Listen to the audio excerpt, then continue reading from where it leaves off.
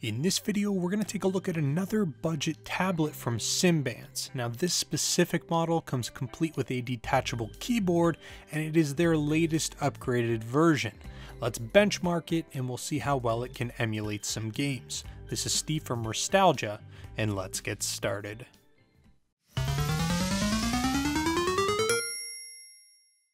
Alright, so a big shout out to Simbans for sending me this unit for review, and one thing I would like to say right out of the gate is that I'm actually a fairly big fan of how Simbans operates. And as we open up the box, you're going to see that there is actually a special thank you card in the package that lets you know that your purchase has been sponsoring some life-saving surgeries for children in much less privileged families and areas of the world. And I think this is actually really cool that they do something like this, and just felt it was important to mention it. Now on with the actual unboxing. Besides the thank you card, we have a nice full color instruction manual and quick start guide. We have a document outlining all of the items that you're going to receive in the box, and it does mention that we actually do get some Microsoft Office mobile apps pre-installed on the device, which does make sense considering how this device is being marketed. Now we're going to go ahead and move the tablet over first and take a look at some of the other items we get in the package. Now we get two different types of USB cords. One is a standard micro USB charging and data cord, and the other is a USB to DC power cord used for charging. And along with the power cords, we also get the international power adapters and a small power brick. Now this is actually nice, and since many devices nowadays only provide the USB cord for charging, I really like to see that they do include this in the box. Second to last, we have one of the biggest selling features of the tablet itself, which is a plug-and-play keyboard. And this is actually really cool because it doesn't have any batteries and it runs directly off of the battery on the tablet itself. And it actually does feel fairly sturdy and nice and has a rubberized texture all around the device. Now this is a double-edged sword in my opinion because it does give the device a really nice grippy feel to it, but things like fingerprints and scratches really do show up on it quite a bit. Now we're going to go ahead and see how well it functions in a little bit as well. Now the tablet itself is a very standard looking budget tablet. We do have that really large bezel surrounding the screen, which nobody's really a big fan of, and at the same time you can't really expect a low profile bezel on a budget device like this. Just like with the keyboard, the tablet itself has a rubbery texture surrounding the entire device, which is really good for gripping, but again, scratches are super noticeable and fingerprints are difficult to wipe off as well. Now this tablet is actually marketed as a 2-in-1 device. Now obviously the tablet as a standalone device is one way to use it, but by connecting a tablet to the keyboard, you can actually use this as an Android-based netbook or Chromebook type of device, and that makes the device fairly desirable for people looking for a good portable device at a budget price point. And because the keyboard can indefinitely stay connected, you can fold it down, and you also don't really need to worry about scratching the screen very much. Now in terms of the internal specs of the device comes with a quad-core MTK8168 CPU clocked in at 2 GHz per core. It has a nice bright 10.1-inch IPS touchscreen display with a resolution of 1280 by 800, 4 gigs of DDR3 RAM, a 2 megapixel front camera and a 5 megapixel back camera, 64 gigs of internal storage, expandable up to 128 gigs with a micro SD card, dual band Wi-Fi, Bluetooth, and it even has a GPS receiver. Now quickly going over the I/O of the device, on the top we do have our power button and a volume rocker. On the left hand side of the device we have all of our inputs including the headphone jack, micro USB port, mini HDMI port, a full-size USB 2.0 port, DC charging port, and of course we have our SD card slot. We have one speaker on each side of the device, and on the bottom we have our magnetic connectors specifically for connecting into that keyboard. Now a couple things I do want to mention about this tablet. I do really like that they include a full-size USB port for things like accessibility. You can plug in a mouse or additional peripherals, controllers, whatever it is you want, you've got the ability to do that. Now keep in mind that this does add to the overall thickness of the device though, And additionally, I've noticed that if I do leave the keyboard physically connected to the tablet, then the device tends to drain the battery even when it's in sleep mode, which is kind of not good considering that's how this device is marketed to be used. And I would hope that this is something that can be fixed down the road with a software update or some sort of a firmware update, and I think that that's going to be an important thing that they need to focus on here. Now, Simbans does also include some Microsoft Office apps, as I mentioned earlier, things like Microsoft Word or Excel, and that's actually pretty handy, especially if you plan on using this device as more than just for watching Netflix or playing games. Now let's go ahead and move on to some gaming testing, and we will start off actually looking at the benchmarking scores. Now for this tablet, it does score a 159 on single core score and a 495 for a multi-core score, which is marginally better than many of the other budget devices in this price point. When looking at other more expensive devices though, we can certainly see that these budget devices are mainly designed for very casual use and certainly not for heavy gaming. Now let's shift over into some actual gameplay, and we're going to start off with some standard apps that you can go ahead and download on the Google Play Store. Now overall, most games I played, tested, and played quite well, but some of the games that did require, really quick movement and a more powerful CPU or GPU like Call of Duty Mobile are probably going to leave you with a less than great experience.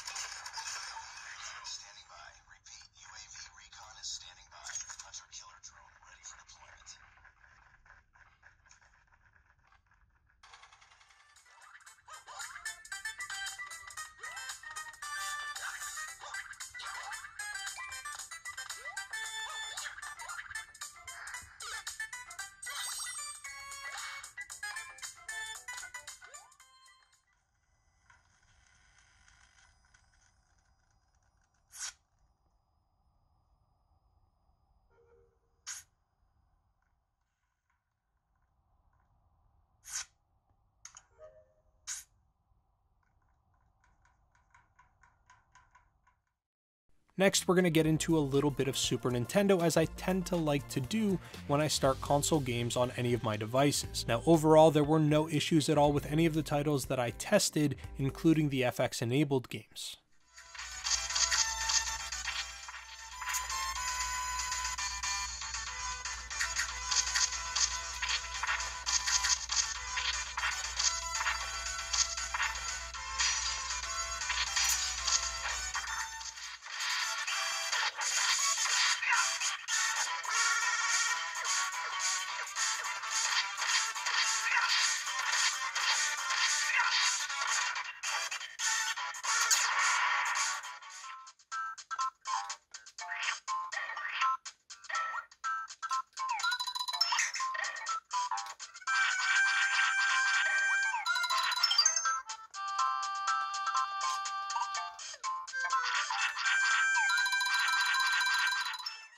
Next, we can get into a little bit of arcade emulation, and again, I didn't really have any issues here at all.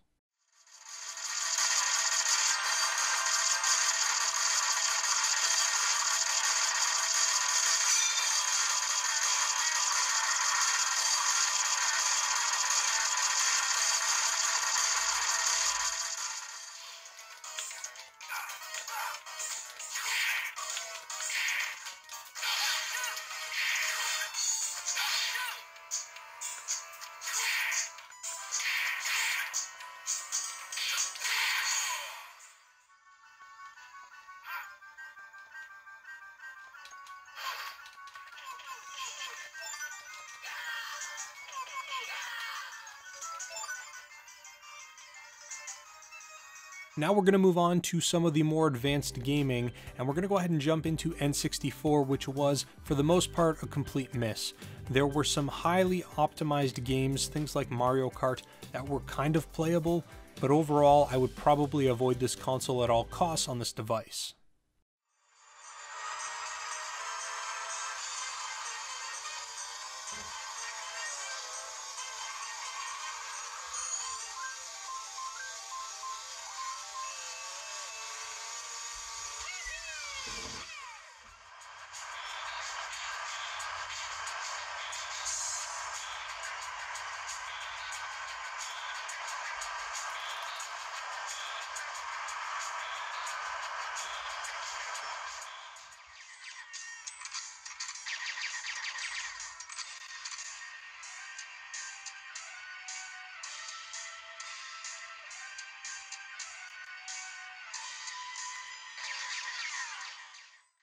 Next, I spent some time with the Nintendo DS Emulator, and I was actually pretty happy with the overall experience. Although it's not entirely perfect, most games ran at near full speed, and I didn't have any major issues at all.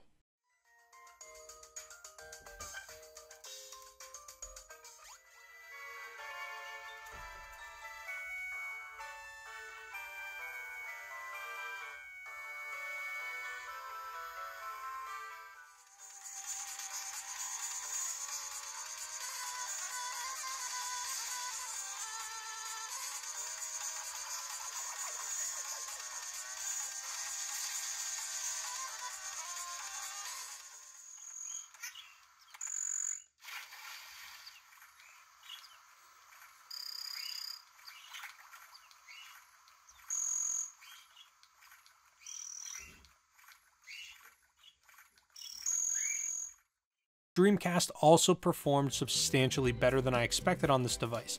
Now, there was definitely some slowdowns, some audio issues, some graphical display issues on, most of the games, but a ton of the really fun games ran really well, and they could definitely be enjoyed.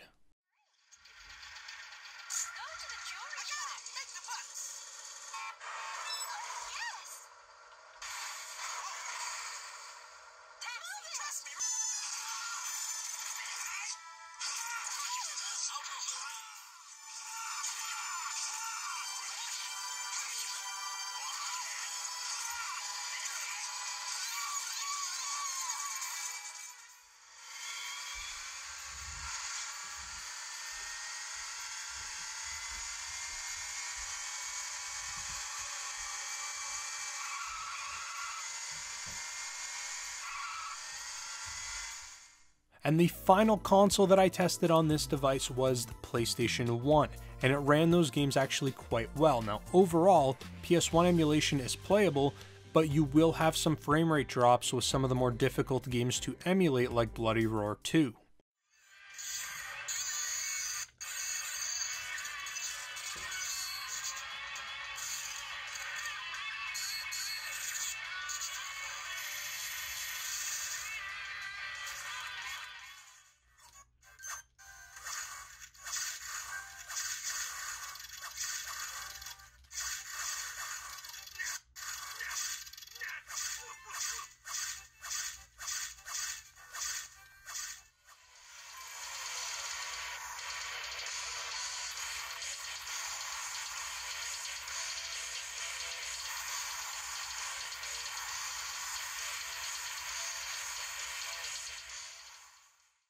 Overall, this device is a fairly decent value for what it is.